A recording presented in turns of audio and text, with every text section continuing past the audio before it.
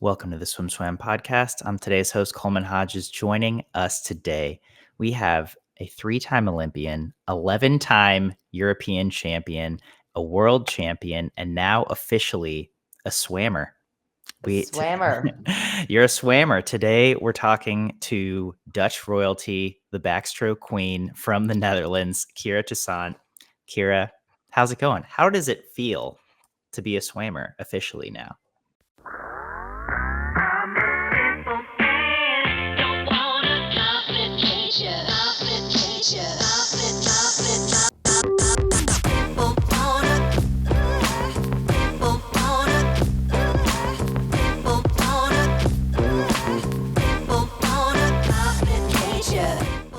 This episode of the Swim Swam podcast is sponsored by Commit Swimming, Swim Swam's exclusive team management software partner. Since 2015, Commit has been providing coaches with swimming's leading workout management software.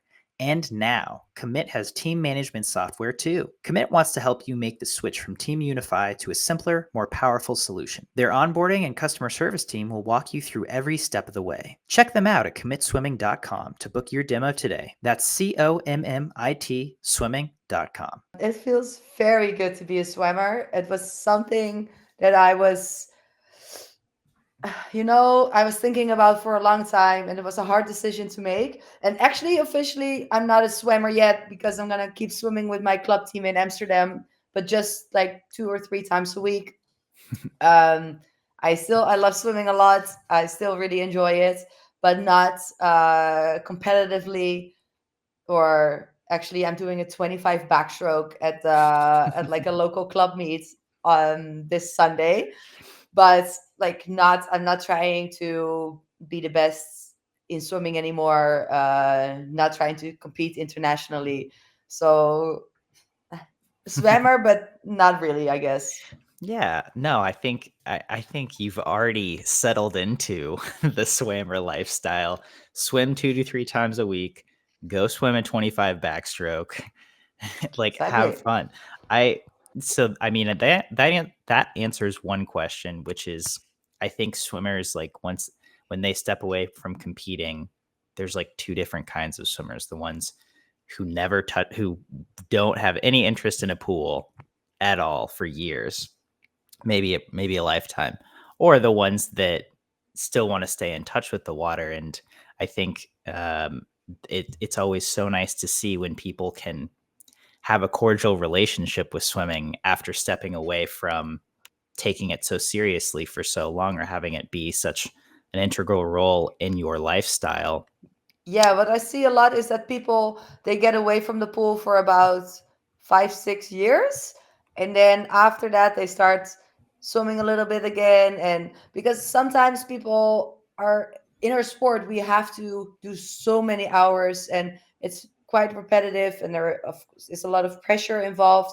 So I always get a little bit sad when I hear people say that, oh, I would never want to touch the water again, because it's something we all started this at one point because we fell in love with swimming as children. So I'm very happy to say that I don't hate it after all those years of swimming. Yeah. And it's so great to hear. It could, because as you said, you put so much into it. But that leads me to believe that you were able to have maybe end your competitive career somewhat on your terms, or walk away feeling good about what you've done, aka not having too many um, too many things to look back upon negatively in the pool. So can you tell me a little bit about what went into this decision for you of stepping away from the competitive side of things? Yes. I I actually, it took me a long time to make the decision if I wanted to retire, and I actually made a pros and cons list. I had a lot of goals in swimming, and I almost reached all of them besides winning an Olympic medal. And for the longest time, I was very sad about that. Like, it was something I was dreaming about as a kid. I always worked for that, and that's what I really wanted. And um, since a year, actually, since the Paris Olympics, or until the Paris Olympics, I was very like, oh, I was obsessed with that Olympic medal. And I mean, I came to the realization in Paris after a mixed medley relay. Looked at the scoreboard. We got sixth, I think. And I was like, wow, this was my last chance. I'm never going to make it. And it actually, I felt very empty. Um, but then I had people around me, especially my boyfriend, who was a professional ice speed skater for a long time. That was like, but started telling me like, but look at all the things you have reached, and that actually really helped me to be more content with the things that I have reached in my career. And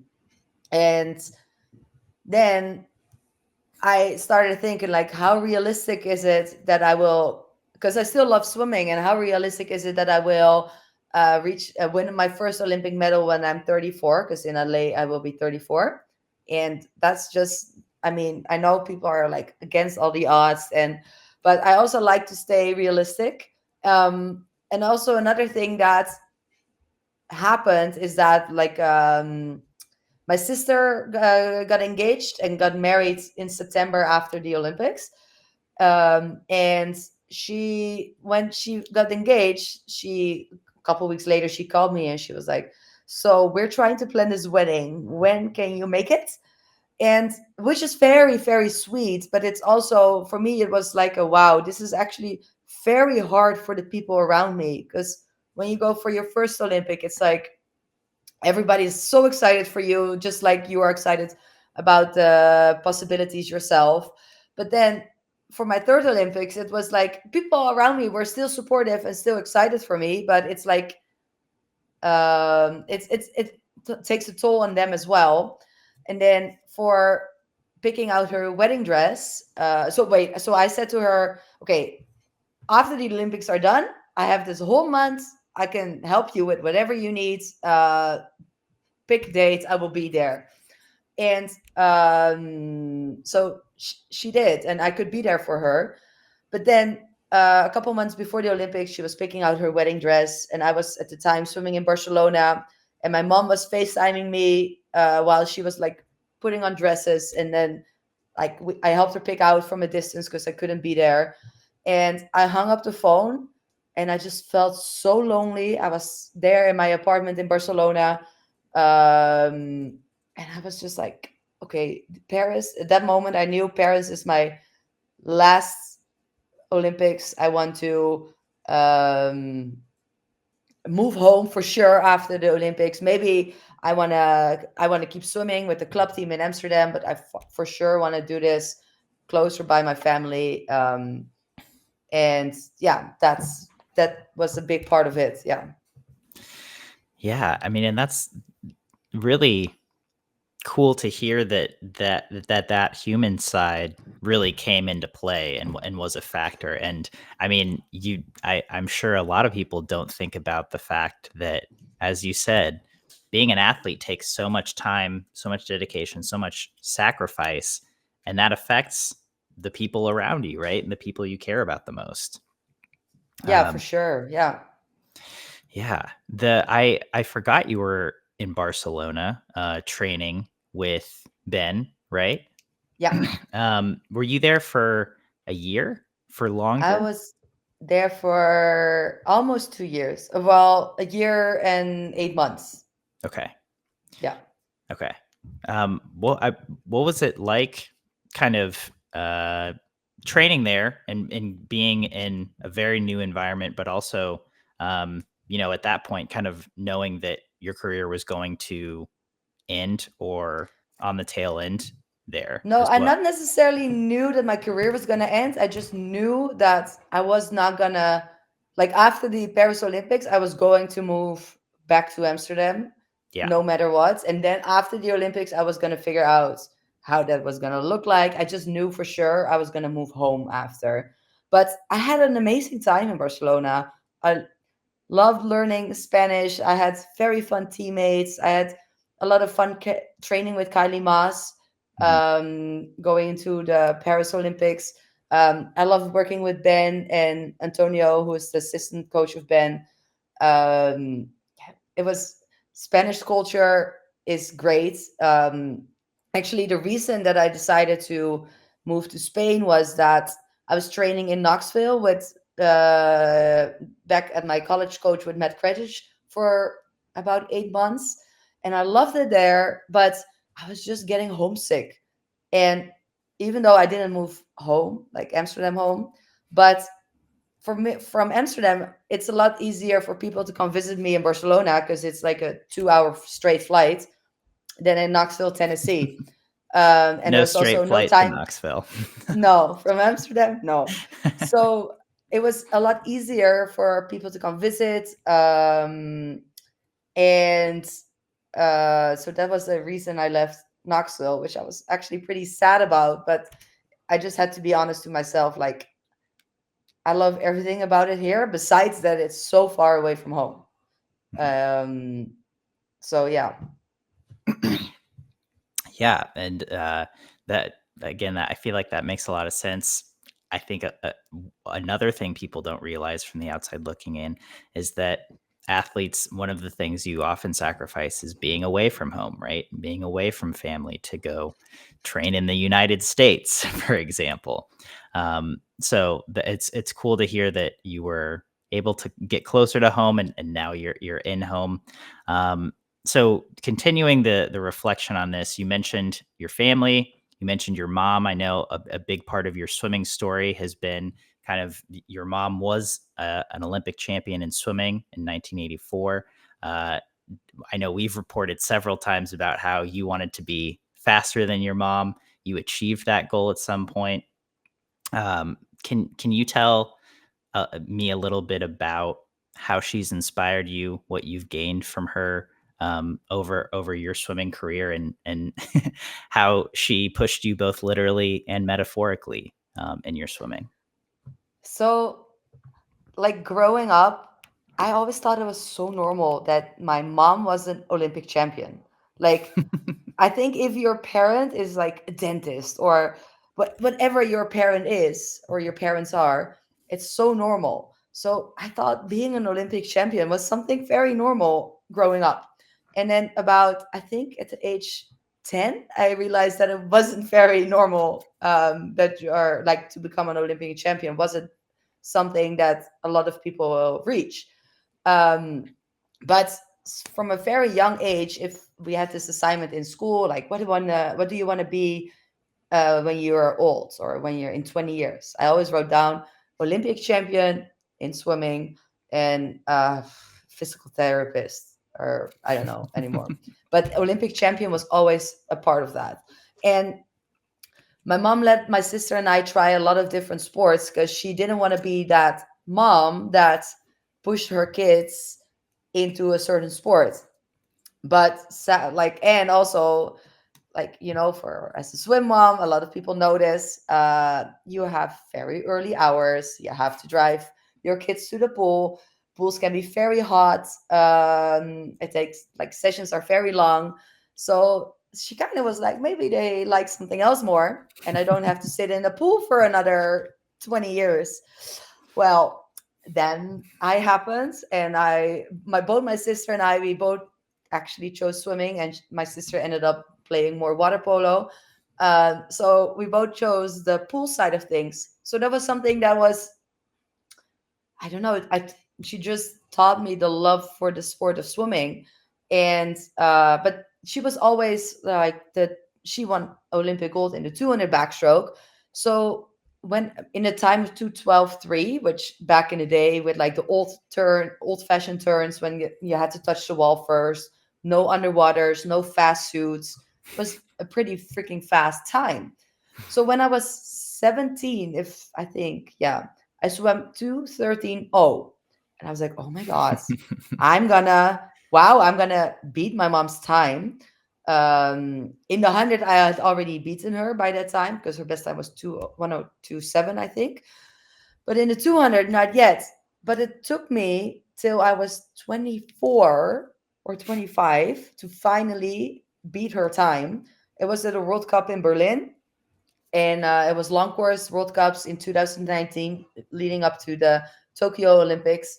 And I told the media afterwards that my mom was the person that inspired me to go really fast, and like I finally beat her time.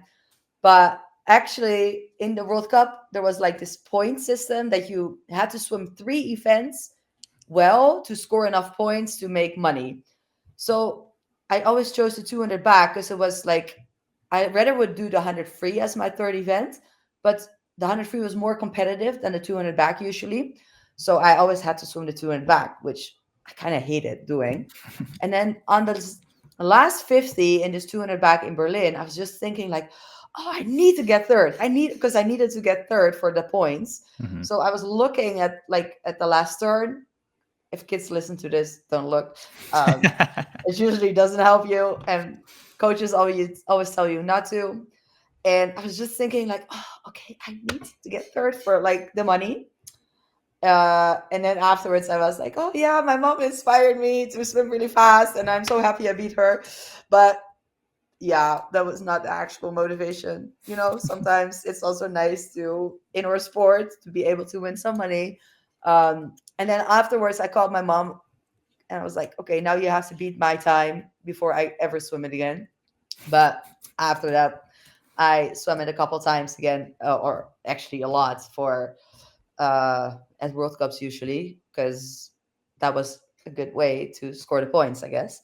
But she was she was always there to support me, and I never wanted her to be my coach because that just didn't work out for us. I always liked her to be. She never really said, "Oh, you should do change this or you should do this better." Or she always, if I would ask her, she would give her opinion. But if I wouldn't ask her, she would just be like, "Oh, what did your coach say?" Or "What do you think?" And looking back at it, I really like that because I think for young kids, it can be very confusing if you have a coach that says something different than your parents say, or that there are too many people saying different things to you. So I always really appreciated that she was my mom and not try to be my swim coach or anything like that. But I have another, I had this idea a couple years ago that it would be very cool since the next Olympics are in LA again. Like, how cool would it be to be able to, as like a publicity stunt for the next Olympics? How cool would it be if I could virtually race my mom's Olympic race with the technology nowadays? Mhm. Because it was the Olympic pool from 1984 was at the USC pool, right? I If think I think correct me. so. Yes. So, because I have this idea in mind that you can like let my mom swim that race, or well, like use the video, and I live swim next to her with like the rules from back then. So you have to touch the wall for the turn, no underwaters, like whatever suit they wear back then. And the idea was that it was like an ode to how fast they already swam back then, or how fast she was already um like back then.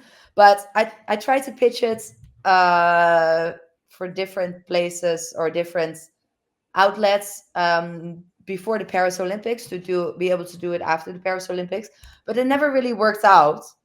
And now sadly, I think, I mean, I'm not training anymore, so even when I was training, I think 2:12.3 without all the modern things would be very hard for me already because my best time is 2:10.0. But now it would be impossible. But I still hope that I can somehow, together with my mom, be in LA. And I would really like for my sister to be there as well. And I want to see the 50 back because that was always my dream to swim a 50 back. And now I'm definitely not going to swim it, but I want to be there. And I want my mom to be able to see the 100 and the 200 back. Um, so that's my dream for, hopefully I can make it happen for LA. For LA, yeah. That would be really cool. As you were saying this, I was like, you're gonna do that in 2028. Like you better step up your training then, I bud. know, no, no, this was a dream from the past that it's not gonna happen anymore. But I feel like there are still a lot of stories in there, like Olympics back then versus now, and like commercial from a commercial perspective, but also from um, like how big of an event it is, but also from swimming technique differences, and also like is backstroke swimming in our family is it genetic or not, or like I don't a lot of stories in there. I think. We got to rope you into the media side of things. I mean, honestly, that's great. And you're so right that there are so many cool opportunities there to go from 84 to 2028. I mean, obviously your mom was swimming in LA at the time, but people might have grandkids who as well as children who were competing in LA 2028 by this time. And when they competed in the 84 Olympics. So that, yeah, a lot of fun stories and narratives to seek out there, which I love hearing about. You also mentioned we're going to have 50s of stroke, which was obviously your 50 backstroke was your favorite event. How did that impact your decision? I mean, had you already decided I'm pretty much done when they announced that the 50s were going to happen? Um, yes, because I like it was a long struggle for me to like yes, no, yes, no.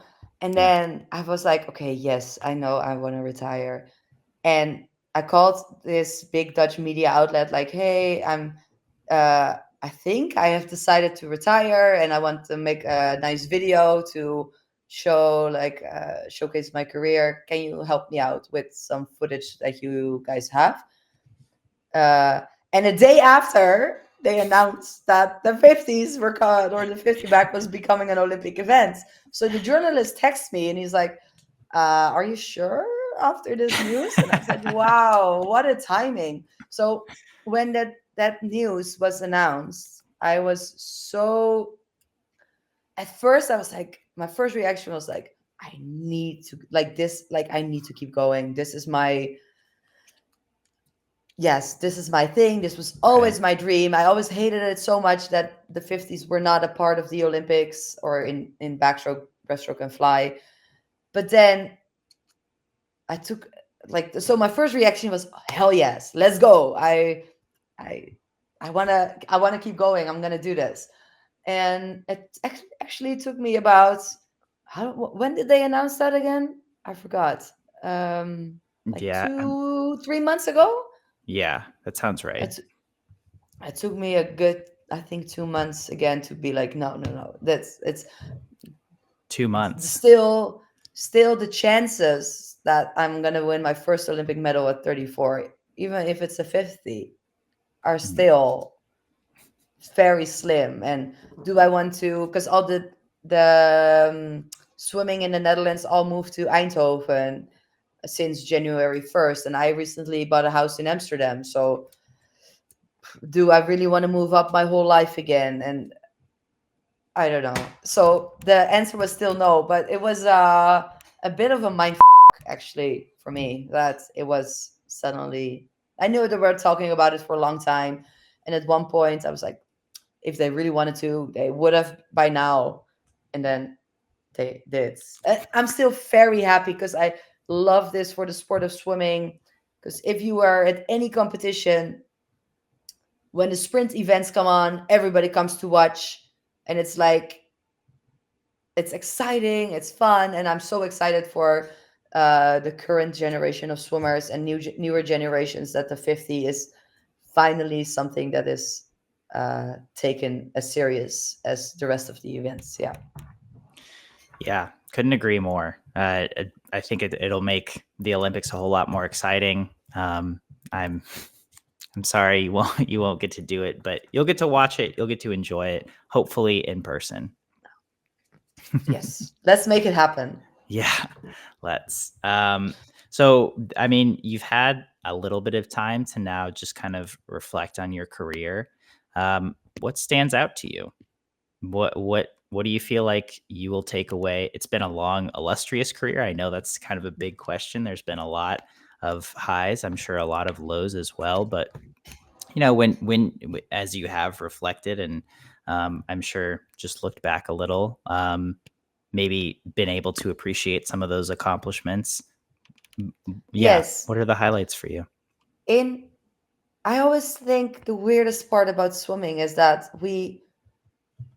if you're in a tournament like a Europeans or World Championships, it's like 7 days. Olympics was even 9 days.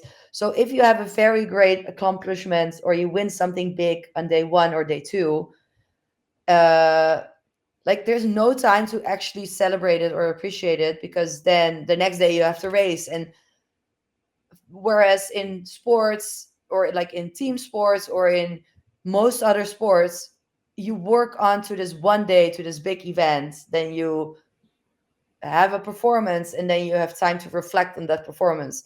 Where Mhm. in swimming you always just keep on going to the next, to the next, to the next.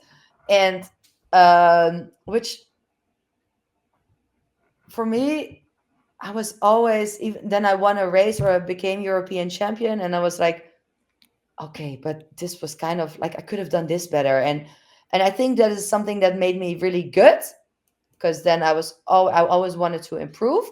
But sometimes I could have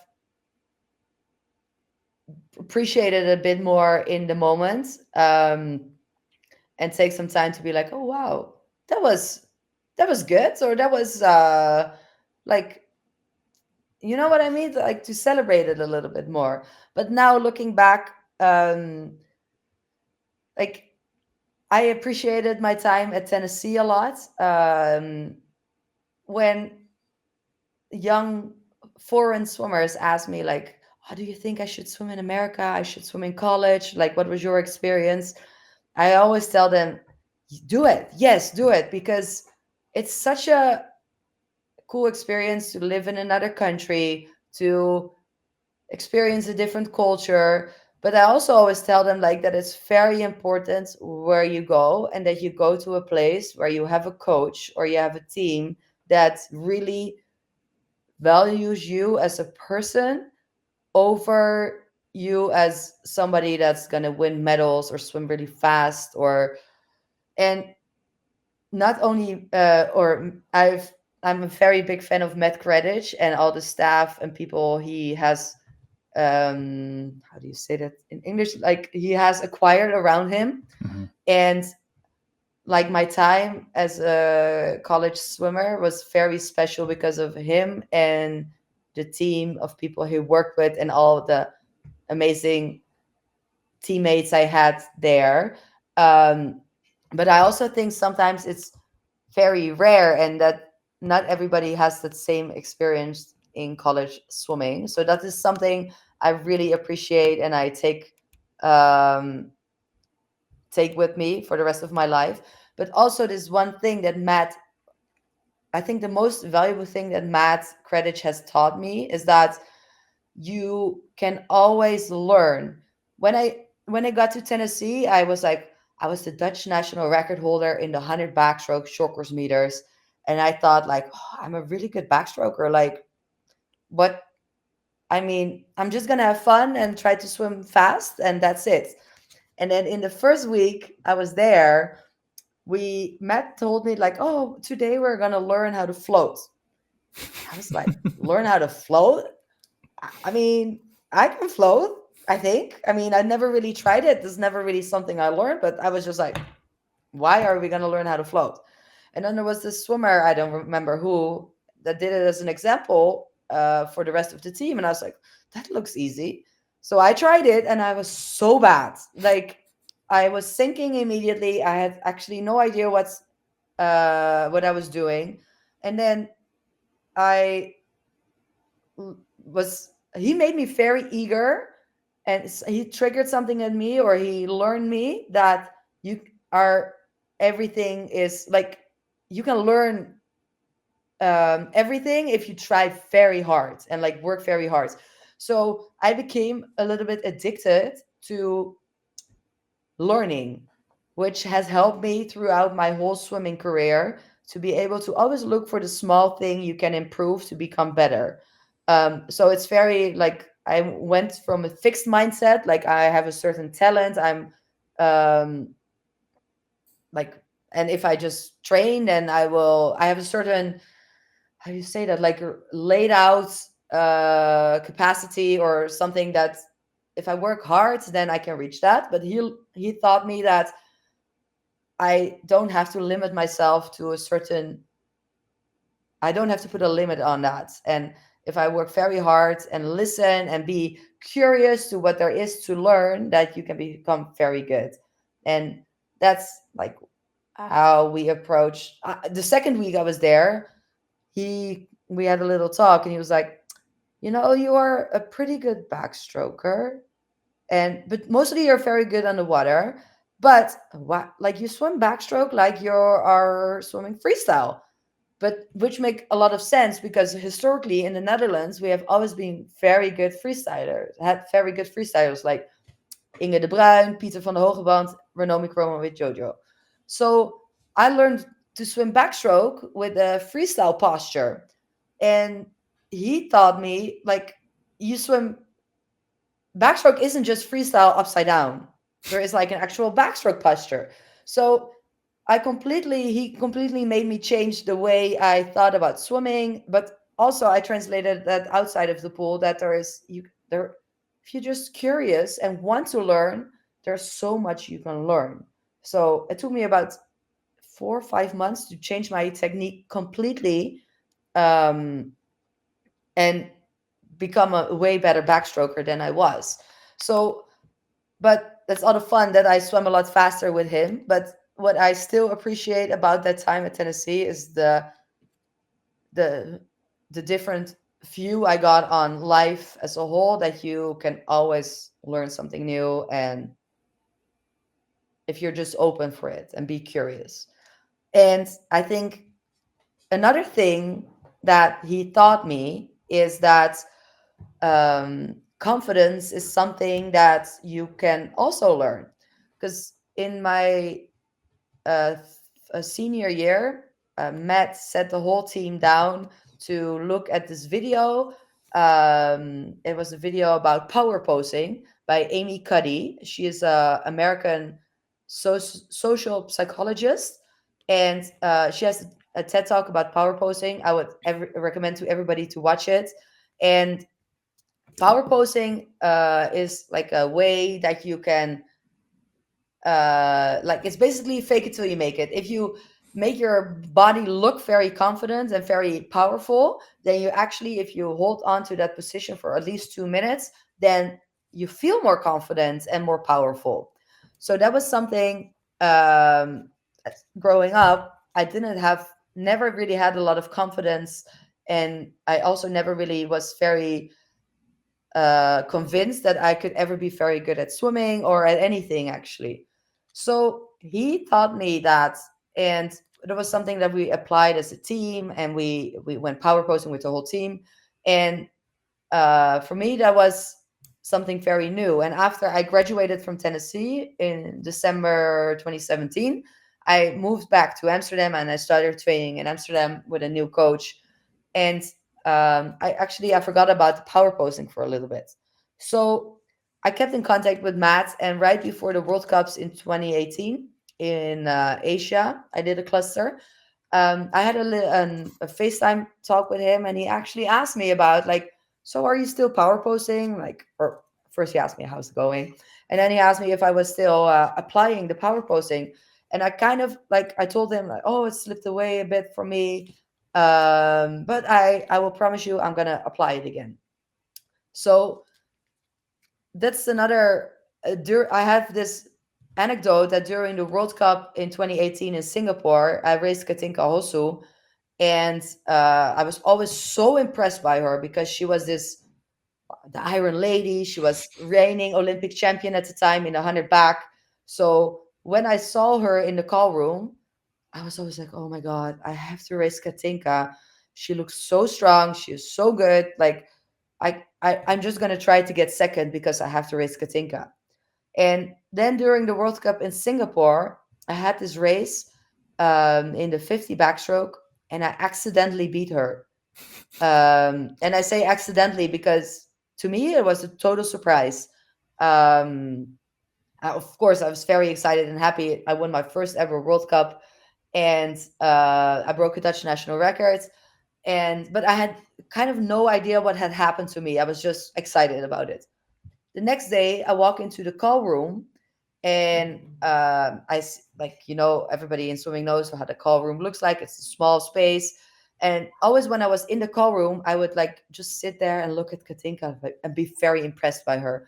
And this time, like I had won the 50 back the day prior. I walk into the call room and I see Katinka look at me, and I see a look in her face like, oh wait, like, not that I wouldn't say she was scared of me, but just like she acknowledged me, like, oh wait, Kira is here, and well, she won. She beat me yesterday, and suddenly it like this thought goes through my mind, like what Matt told me about the power posing, and I was like, oh my god, I'm gonna try to do this today. I'm gonna try to see if the power posing. I'm just gonna try it again. I had tried it in college, but after college, I forgotten about it. And so in the call room, it was a small room. I stood there. I'd always do the Wonder Woman pose. So it's like you stand with your feet a little bit wider than your hips. You put your chest open and forward. You put your chin up a little, and you put your hands in your put your hands on your hips. And I stood there for 2 minutes, and I felt so awkward because I was like, oh my God, what would all these people in the call room think? That what is this girl doing? And I was like, I had this inner conversation. Okay, just keep going, just hold on. And I did. And that day I won the 100 back as well in the national records. And after that race, to me, it didn't feel like it was an accident. Like I learned that I have control over how confident I am and how it feels to just have a goal, have a mission, know what you're doing, go for it, and then get what you want. And that has been a big lesson if I look back on my career as well, because that was the question you were asking, is that I started applying that in my whole swimming career. And of course, I didn't win every race after that, sadly.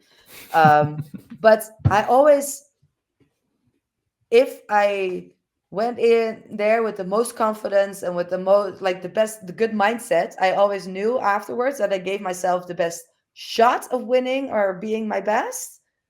And it taught me that I have a lot of control about, and you can, it's very trainable what's going up in here in like the mental part of swimming, which I think is often overlooked. And I think looking back right now, that's my biggest lesson, that um, confidence is something that you can learn, and it's not something. I mean, I think some people naturally are born with to be very confident, and I wasn't. And if I tell people that I raised the last 10 years, this or the last 7 years, I think a lot of people look at me and think, well, you looked always very confident. um, but I really wasn't always. And this is what I use now when I speak to young swimmers or I do TED Talks for companies. That's what I speak about, that it's something that you can learn. And I want people to take that away from. I hope to be able to teach other people that thing that I learned. Yeah. That's those are great stories. These are great lessons. You should go into the media because you're a very good storyteller. I've just I, been sitting on my heels, being like, yeah, okay, then what yeah. happened? Then what happened? So I took this course, a public speaking course from the Dutch Olympic Committee, Okay. and that's really what I want to get into now is um speak, like companies hire me to do keynotes, or I like to talk with young, not necessarily swimmers only, but to young athletes about confidence and about that you can always do more than that you think, and believe in yourself, goal setting, and it's so fun to do. And you know, as I think all athletes know the feeling that when you are have to go for like a big final or you want to make a certain time, like you are very nervous. And sometimes in the last couple of years, I was always scared that if I would retire from swimming, that I would never find something that gives you that thrill again, Mm, because mhm. it's addicting and it's fun, and that's why I got out of my bed every morning to be able to have that feeling again. But now I notice when I do I have to stand in front of an audience of like 400 people, and I have to do a talk, I get that same feeling and I love it. It's like the feeling that it might go extremely well, but also the chance that you completely like fail and like you stutter and like the nerves about that. I love that. It's very fun to do. I hear you. No, I'm the same way. I love getting in front of a group of people because there's a real adrenaline there, and it's like, Real, okay, yeah. you don't know how it's gonna go, and it's fun to see how it all plays out. My final question was going to be, what's next for you? You just answer that in part, but I'll frame it in a slightly different way. Just what are you looking forward to just over these next, few months, now that you are not competing and your life is not dedicated to this sport, you can branch out and do other things. Yes, for sure. Well, I'm so excited to just not like my life was always swimming and swimming everything, to be able to travel, meeting up with friends, go, what do you eat, what like can you have like a drink or a sip of like alcohol or not, or like I was always very strict on myself, and now I have time, and I look forward to the next couple of months to do whatever I want, which has been so nice. But then I also know I'm going to get bored of that pretty quick. So, uh, and I also realize that like doing those talks is something that is pretty solo.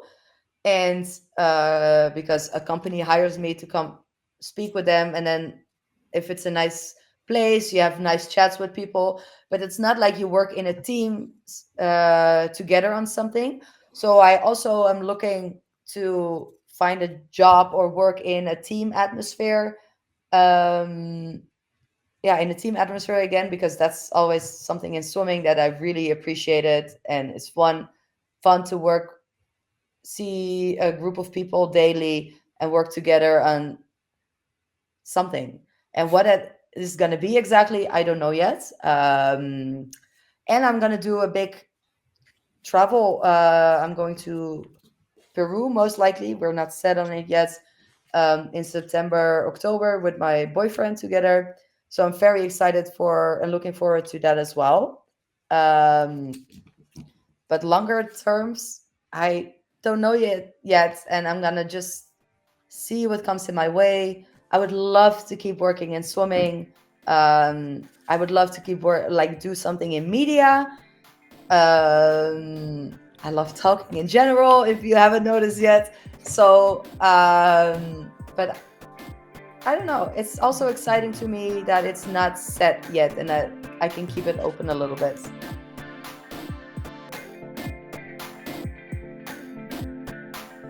You've been listening to the Swim Swam podcast. Stay tuned for new episodes every week. You can take Swim Swam podcast on the go by subscribing on your favorite podcast platform. Look for links in the description below, and be sure to subscribe to our YouTube channel for more videos as well.